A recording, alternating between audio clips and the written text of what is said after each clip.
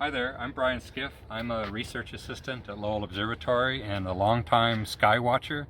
And we're going to talk today about some phenomena that happen out in the landscape right at sunset. We're going to do a little presentation here. Actually, the sky is going to present some phenomena for you that have to do with low sun angle and the sunset effects in the east. Rather than looking to the west, we're going to look to the east and see the variety of things that happen in the eastern part of the sky right at sunset. So right now we're about 10 minutes before sunset, and you can see over on downtown Flagstaff, you can see a dark line, which is just the shadow of Observatory Mesa, where Lowell Observatory is. And on the far side of town, you can see the edge of that shadow. And obviously that spot is this place exactly opposite the sun in the sky, and casting that shadow up onto at the moment onto the landscape. So you can see, looking over on the far side of downtown, that towards the right hand side near Santa Fe, that the trees have shadows on their left hand sides, but over towards the left, the trees have shadows on the right hand sides. But right in the middle, there's this yellowish golden spot where there's no shadows at all, and that's the spot exactly opposite the sun. And that bright spot is happening partly because there are no shadows, but also because the rough surface of the trees, mostly pine trees, is bouncing the light off in every direction, but preferentially bouncing it back in the direction of this light source, which is the sun, and thus going right over our heads and causing that brighter patch in the sky, or a brighter patch on the landscape.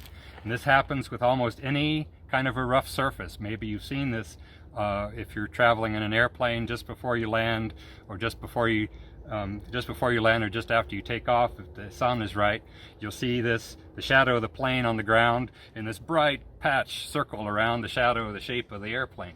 And that can be sand, it can be grass, it can be trees like this, almost any surface. Snow will do it, almost any surface. And that's from that both the lack of shadowing in the direction exactly opposite the sun, and also this preferential backscattering of the light in the direction of the incoming light source. So this phenomenon happens not only on the landscape, but also out in the sky. You can imagine that just about any solid body out in the solar system, if it's exactly at this spot opposite the sun in the midnight sky, then the object, if it's a hard body, gets brighter. And so it turns out that the size and the shape of that, how that brightness increases on things like the moon or asteroids, icy bodies around Saturn, any of those tells us about the roughness of the surface on those bodies, whether it's gravel, bare rock, or ice. And we can find that out without sending a spacecraft to the object.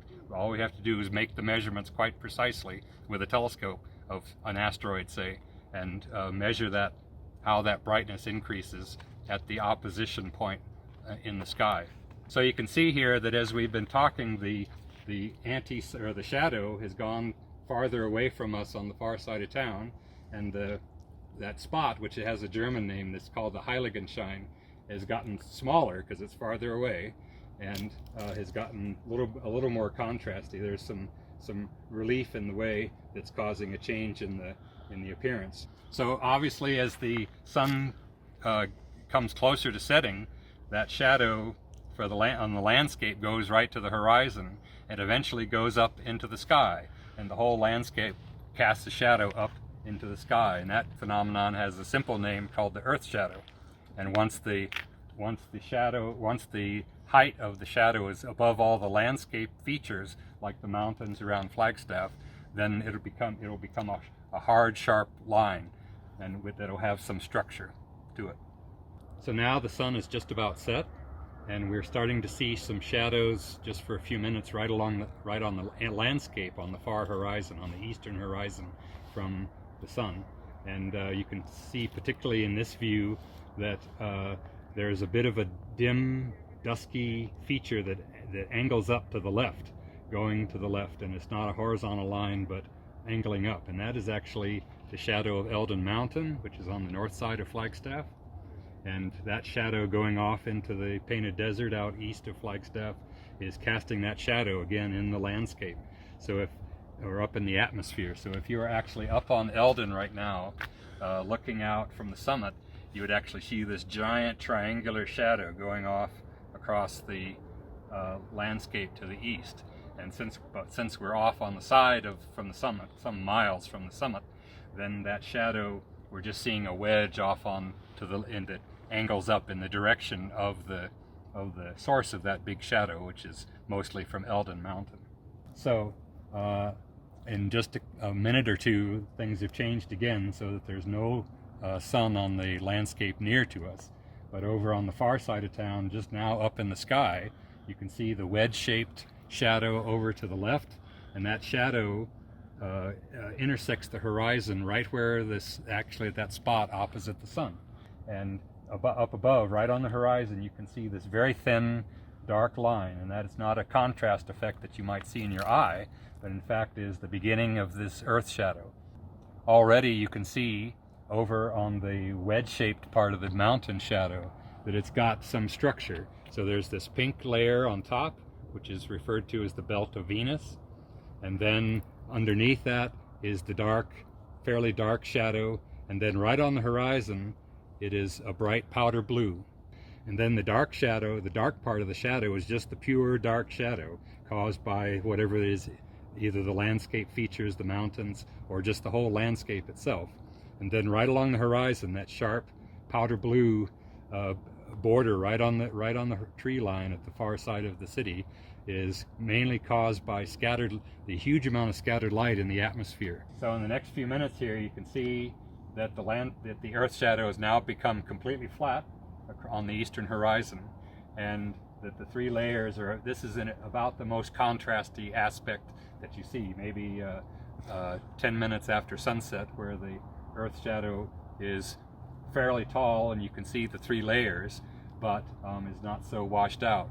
So over the next 20 or 30 minutes, as the twilight darkens and we start into nighttime, the shadow will actually get higher and higher, but the sky overhead is also getting darker, so that the difference in the brightness, the contrast between those two features, will start to go down. So these are, over the last 15 minutes, we've seen 4 or 5 different sorts of phenomena happening in the sky, in the part of the sky, or the part of the landscape and the sky opposite the sun. And this is just the beginning of a wide range of phenomena that you can see in the landscape on any day. And as you can see, we didn't need any special instruments to see anything. You just needed to notice stuff. And that would be the main message, is notice stuff. There's all these sorts of things happening in the landscape, whether it's the rocks, birds, bugs, whatever it is. There's lots of stuff happening that you can learn about the world and how the world works from watching stuff like this.